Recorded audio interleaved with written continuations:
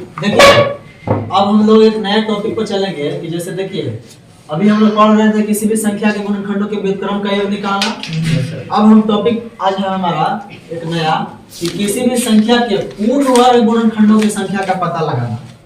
हम लोग ये समझ चुके हैं कि कोई भी संख्या के गुणनखंडों की संख्या का निकालना हम लोग पता करना आसानी से समझ चुके हैं बेसिक और शॉर्ट में। लेकिन हम अब समझेंगे कि किसी भी संख्या के पूर्ण वर्ग गुणनखंडों की संख्या का पता लगाना।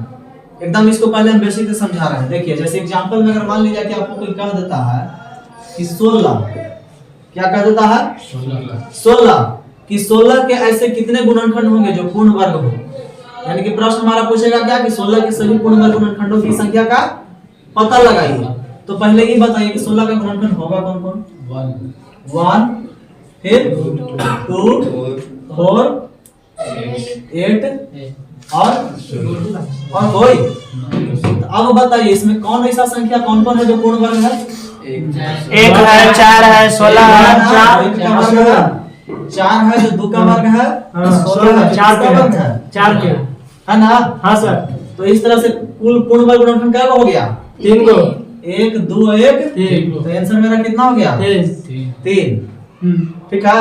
अगर मान लेते हैं कि एग्जांपल में आपको पूछ देता है कि 24 के बताइए तो 24 का गुणनखंड कौन कौन होगा? 1 1 2 3 4 6 8 12 और 24 इतना ही होगा ना। हाँ सर। इसमें कौन कौन ऐसा संख्या है जो पूर्ण वर्ग है?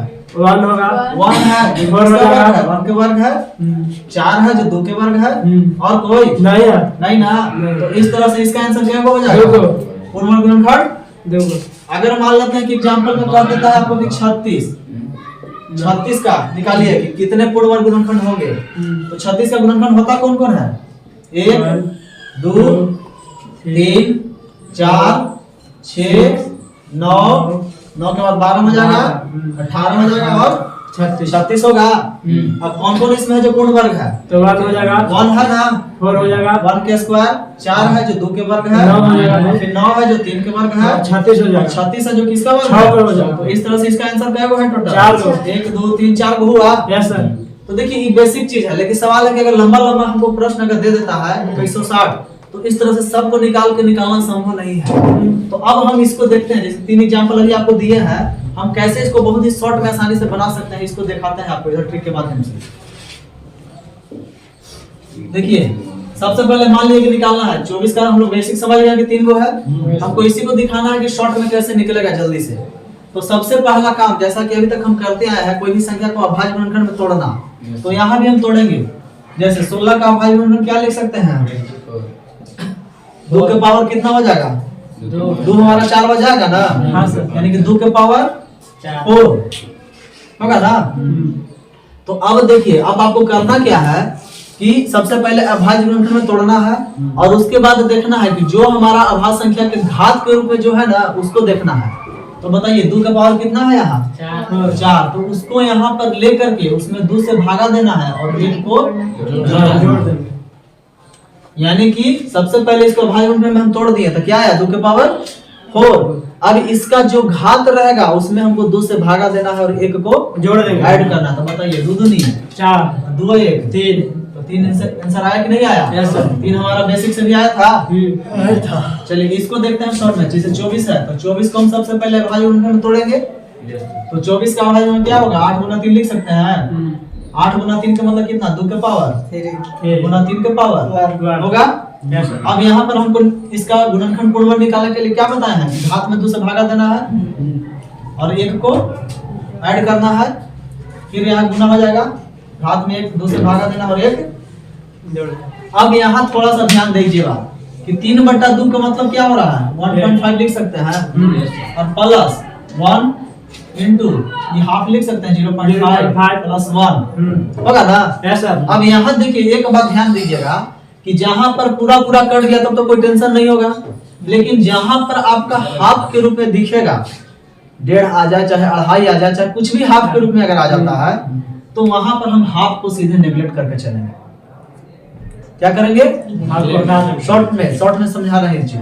हाफ को नेगलेक्ट कर देंगे। जैसे यहाँ से भी हाफ को नेगलेक्ट कर देंगे। ठीक है। तो ये बताइए यहाँ से 1.5 में से हाफ खत्म मान के चलेंगे तो यहाँ 1 बचेगा। 1 तो 1 में 1 जुड़ेगा तो कितना 2 चलिए ये हो गया 2 गुना ये हाफ तो पूरे खत्म हो गया। यहाँ क्या सिर्फ बचा है 1 बचा है। यानी कि 2 गुना 1 बराबर 2 2 रिजल्ट आया हमको 2 गुना 1 2 ना। तो अब बताइए हमारा 24 का 2 को पूर्ण वर्ग गुणनखंड आया कि नहीं है ना। अब उसी प्रकार हम 36 वाला समझेंगे।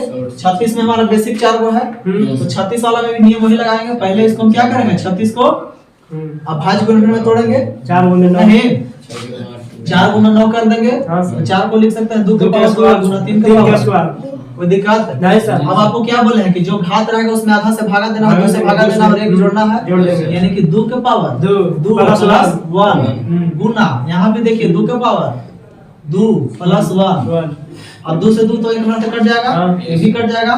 तो यहाँ बताइए 1 और 1 मिलकर क्या हो गया 2 और यहाँ 1 और 1 मिलकर दो, तो चार हो जाएगा। 4 हमको आंसर आया कि नहीं आया। Yes sir. या हमारा बेसिक से भी 4 आंसर आया है आया है ना। Yes sir. एक एग्जांपल इसमें हम आपको लेकर के दिखा रहे हैं जल्दी से इसको उतारिए। एक एग्जांपल देखिए अब एक एग्जांपल हम लेते हैं। जैसे मान लीजिए आपको प्रश्न पूछ दिया कि 90 के कुल कितने ऐसे गुणनखंड होंगे जो पूर्ण वर्ग होंगे।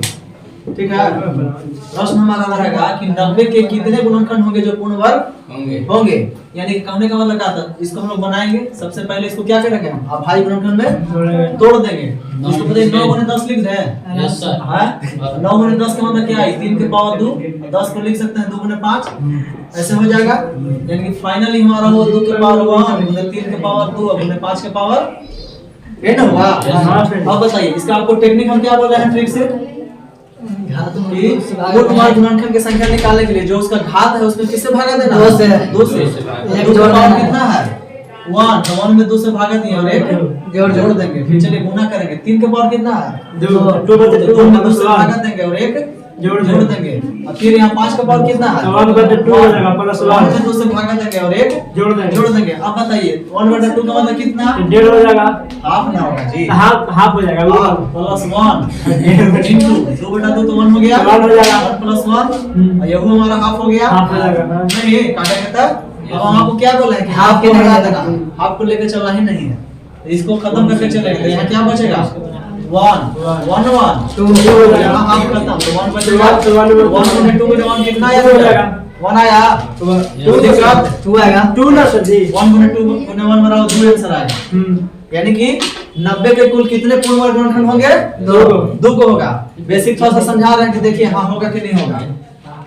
बताइए 90 का गुणनखंड कौन कौन होता है 1 होगा 2 होगा 3 होगा 6 होगा 6 के बाद 9 होगा 9 के बाद 10 होगा 10 के बाद 18 होगा 18 के बाद 30 होगा 30 के बाद 45 होगा 45 के बाद 90 होगा इतना होगा ना। अब बताइए इसमें पूर्ण वर्ग हमारा कौन है 1 के वर्ग हो गया 9 और बताइए 9 हो गया। इसके अलावा 15 छक्का 90 गुणनखंड में से 15 गुणनखंड एक छूट रहा है 15 चलिए 15 लेकिन पूर्ण वर्ग कौन कौन होगा एक 9 यही ना होगा। हाँ सर। तो इस तरह से एक आंसर ही हुआ है आंसर ये लेकिन पूरा 2 आया कि नहीं आया ठीक से भी 2 मेरा आया कि नहीं आया। तो इस टॉपिक को समझ में आ गया सबके यस सर। चलिए एक अगला टॉपिक हम लोग देखते हैं क्लियर है। हाँ